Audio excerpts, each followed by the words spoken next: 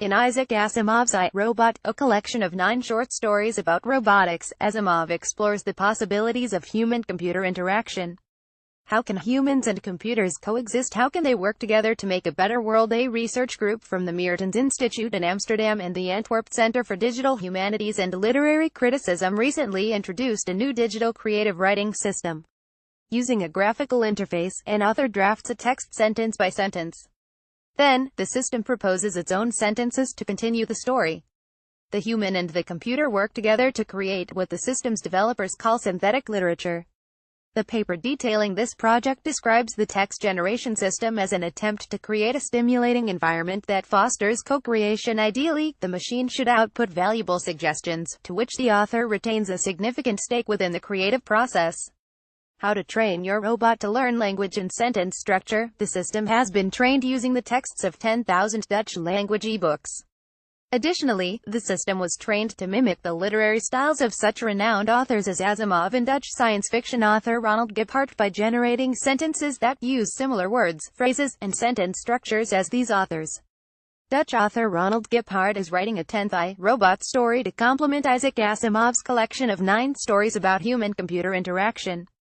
Author provided no reuse as part of this year's annual Nederlandleest, the Netherlands Reads Festival. Giphart has been trialing the co-creative writing system to write a 10th I, Robot story. Once Giphart's story is completed, it will be published at the end of a new Dutch edition of Asimov's classic text. Throughout November, participating libraries throughout the Netherlands will be offering free copies of this edition to visitors to get people thinking about this year's festival theme. Nederlandleest de Toekomst. The Netherlands reads the future.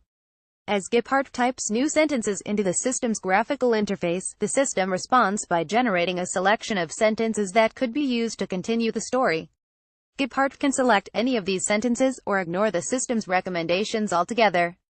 The point of the system, its developers explain, is to provoke the human writer in the process of writing. Giphart says he still considers himself the boss, but the system does the work.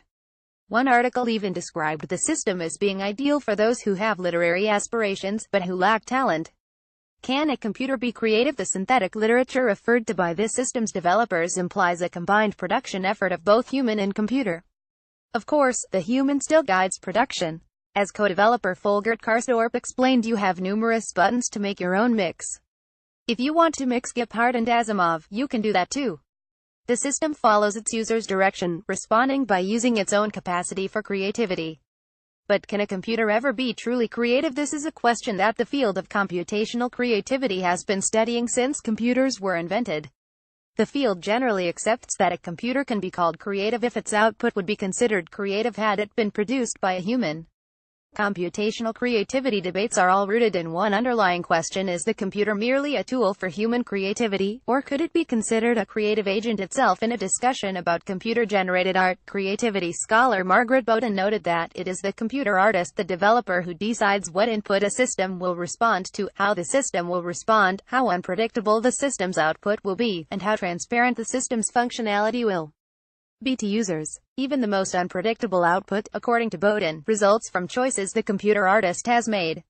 While a developer may not be able to predict a system's exact output, the output nevertheless reflects the choices the developer has made while programming. Computer systems can be trained to mimic the language and sentence structure of particular writers.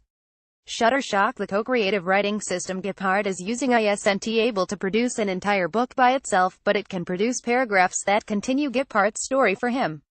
Giphart, though, ultimately has the power to choose what computer output he uses.